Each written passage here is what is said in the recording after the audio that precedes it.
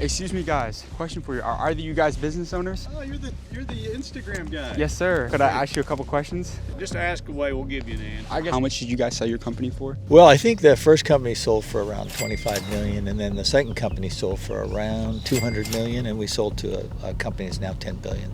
Lately, there's been kind of a trend where people are bashing billionaires. I don't get it. What industry did you guys pursue a career in? What did you do for a living? Intellectual property and technology law. What is your net worth? 110 million. Are you self-made? Yeah, 100% self-made. Probably about as self-made as you get. And how can somebody become a nine-figure entrepreneur in today's world? If you meet billionaires, like I've been a part of Harvard, MIT, CEO programs, every billionaire I met has said this.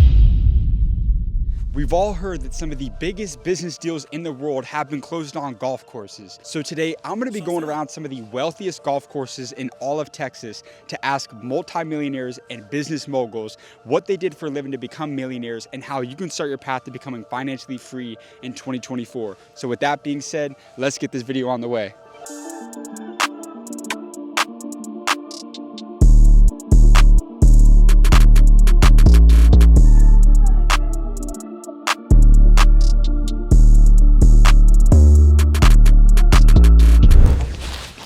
Excuse me, guys. Question for you guys. I started a channel at the University of Texas at Austin. No way. I grew it to These two guys went to the University of Texas at Austin. That's amazing. You started a channel. I did. I grew it to over 3 million followers in about 2 years, and I go all over the country just asking people a few quick questions on some of their advice to the younger generation. You probably got to the wrong group. No. I've done interviews with like Mark Cuban, the president of Nike, some really cool people. Would love to just know if I could ask one of you guys or just somebody, just a couple quick questions. All right. Just ask away. We'll give you an answer. I guess, like, what industry did you guys pursue a career in? What did you do for a living? We were in the oil and gas business, and he was in the banking business, and he's in real estate. Yeah. Oil and gas business is very competitive. What was the number one thing that you guys did to stand out in this business? What do you look for in young people that tells you that, hey, you're going to be successful? It's harder the younger you are, but as you start moving up and have a little bit of say-so, best advice I can say is get equity in your company. Either stock options, phantom stock, own a piece of whatever you're working for, because you can live off of a salary, but equity builds wealth. Right. So ownership is key. Ownership, you got to have anything. Ownership is number one. What was the best financial advice that you received from a mentor throughout your career? If there's a lesson about money that somebody taught you that always stuck with you, what's that advice you pass on? You don't borrow short-term money on a long-term venture. Whatever financing, if you have a long-term investment, you better have long-term financing. Otherwise, if you have short-term financing on a long-term venture, then it could go away from you quickly and you could get it taken away from you. What were you doing in oil and gas? What exactly were you doing in oil and gas? Ran the company, president. Among yourself and the most highly successful people that you study and know, what is that one trait that they all have in common? Integrity. Integrity. Yeah. How important is it to keep your word in business? Very. Yeah. Otherwise, that's it. Yeah, I got you. There's a lot Appreciate of you guys up there you want to hit up. Yes, sir. Appreciate you guys. Thank you. So I know we're going around golf courses today, but I have a very special surprise for you guys. We're about to go interview a nine-figure entrepreneur at his mansion out here in Austin, Texas. His net worth is over $100 million. And I'm gonna ask him his best advice for somebody trying to become a nine-figure entrepreneur in today's world and how you can start your path to becoming a millionaire. So with that being said, let's go see what he has to say. What industry did you decide to pursue a career in? Medical device. So I went to medical device sales 14 years ago, and then started a distributorship, and then ended up starting my own company. What is your net worth? 110 million. 110 million. Are you self-made? Yeah, 100% self-made. Probably about as self-made as you get. And how can somebody become a nine-figure entrepreneur in today's world? When I was a stockbroker, we were taught to train investors to be diversified. If you meet billionaires, like I've been a part of Harvard, MIT, CEO programs, every billionaire I met has said the exact opposite. They say if you believe in something, you find something that's good, you invest in yourself, you put all your money into that, and you grow it. And that's what I did with my company. I self-funded it, put all my money in that company. I have control over that, and it grew bigger and bigger. And how much is that company worth now? The main one's over 100 million, probably 130 million is the net value of it. So how did you scale this business from 8 to 9 figures? There's two books. One's called E-Myth. The other book's called Scaling Up. But both of them talk about the turnkey method. You prove the model and then you duplicate it. Copy, paste, copy, paste, copy, paste. So we did this in one state in California in the very beginning, and now we're in 43 states. We prove the model, we bring in the sales reps, take care of hospitals, surgery centers, and we just do that over and over again. What was the lowest point in your career as an entrepreneur? About 3 years ago when we grew too fast, there's a quote in business, and it's basically basically says that more companies die from indigestion than starvation. So it means like the company didn't dry up because of sales. We actually grew so fast in sales that we ran out of money because we couldn't make enough product quick enough, and it almost killed us. And it was a valuable lesson that you want to grow, but you want to grow sustainably as an entrepreneur, not grow too fast. You can actually grow a company too quickly. What is your advice to someone trying to find that winning product in whatever industry that they're in? You got to go out there and try a bunch of stuff. You know, I was a stockbroker for 2 years out of college, and I was horrible. I was not very good at what I did. And I went into medical device, and after years and years of talking to doctors and surgery centers, I found that one thing that, hey, nobody's attacking this. And then how do we make it better? And then, you know, over 3, 4, 5, 6 years of making that product better month by month by month, that's how we evolved.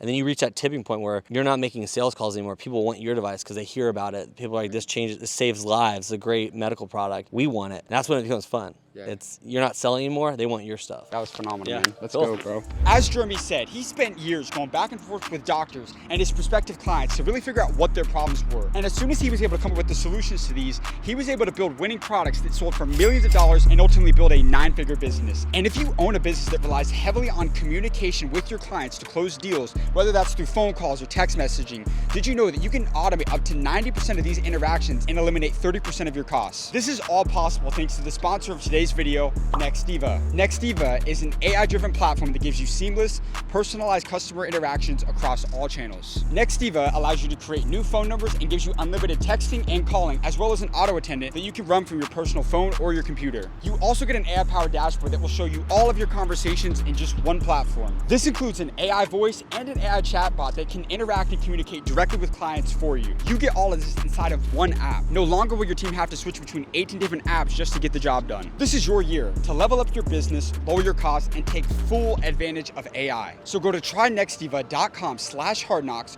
or click the link down in the description below to get 50% off of your plan. You won't want to miss out on it. With that being said, let's go get this next interview. All right, you guys, we're at our next golf course right now. It looks like they got some moguls out, so we're gonna go up and see if we can talk to some of these people and get some game for you guys. Come on. Excuse me, guys. Question for you. Sure. I started a channel out here in Austin, Texas, that I grew to over 3 million followers. I go all over the country just asking people a few questions on some of their best advice to the younger generation of kids coming out of school. I wanted to know if I could ask you a couple quick questions for the channel. Sure. Is that cool? I can't speak for David, but Yeah, you can ask him. I got you. I appreciate you. Don't listen to me. 3 million people won't either. Oh, I promise you they will. I value perspective if they don't. How much did you guys sell your company for? Well, I think the first company sold for around 25 million, and then the second company sold for around 200 million, and we sold to a company that's now $10 billion. How old are you now? I'm 70. Today is my birthday, actually. You turned 70 today? Yeah, yeah. If you were to go back in time and have a conversation with your 20-year-old self, when you were starting from zero, what's the best piece of advice you tell your younger self? I would say don't waste time. The great thing about America is that there's opportunity for everyone. Everybody's coming here, okay? They want to come here. People coming from El Salvador with a kid on their back and that sort of thing. These are strong people, right? They mow down the competition because they're not entitled. They work incredibly hard. They see the opportunity, right? You know, the thing today that really gets me is, you know, people are bashing America. It's like, wow, you should watch more videos or something, or go some places because, you know, this is really great. You know, the interesting thing is that 87% of people in America believe in free enterprise, right? And so Democrat, Republican, Independent, 87% of people agree. They believe in free enterprise, right? And there's that opportunity here. And lately there's been a trend, this is not really entitlement, but lately there's been kind of a trend where people are bashing billionaires. I don't get it, okay? And I liken it to, you know, 750 billionaires in America, right? There's 350 million people.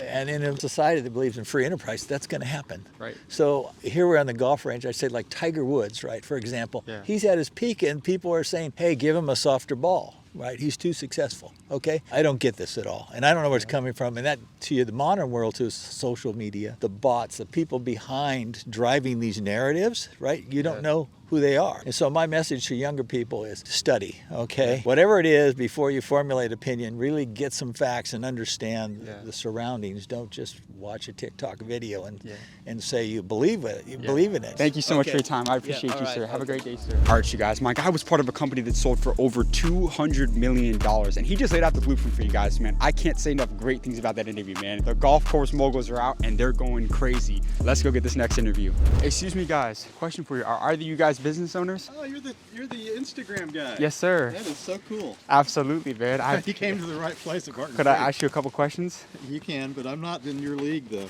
No, it's all good, man. I guess like what industry did you pursue a career in? Intellectual property and technology law. Really? Yeah. So are you a lawyer or? Yeah, I'm still a lawyer. I just retired about a year ago. What was the most amount of money that you made in a single year? I did have one good year. I made about $1 million. $1 million? Yeah. What was the best financial advice that you received throughout your career? I invest in the stock market. You know, it was probably, I think, Warren Buffett that gave the advice, which I think is very true. You know, be greedy when others are scared and be scared when other people are greedy. So, you know, when you see the market's getting near a top, you have to consider getting out of it a little bit. When you can see it's getting really low, that's the time to invest, right? It's the theory, right, is to buy low, sell high. But it's easy to say and it's so hard to do because the psychology is exactly the opposite. Right? The psychology is you see everything going up, people making money, that's when you want to buy, and then you see things crashing, people panic and they want to sell, right? So the psychology is to actually do the opposite, right? To buy high and sell low, but you want to buy low, sell high, and that means doing the opposite of what other people are doing at various times in the market. How old are you now? Tomorrow will be my 59th birthday. 59th birthday. Yeah. Well, happy early birthday to you. Thank you, I appreciate it. What's the best piece of advice that you would give to your younger self? If you're going through hell, just keep on going because eventually you'll get out. You know, I've always had a belief in God, but it was really only in the last 10 years that I started feeling like at the important points in my life, God has come through for me. And there have been too many things that have happened by coincidence that make me discount the fact that by having that faith and that belief, eventually, like we talked about earlier, you know, you're going to come out of the low times and things are going to be better than they were even before. So what do you think is more important, book smarts or street smarts? Street smarts.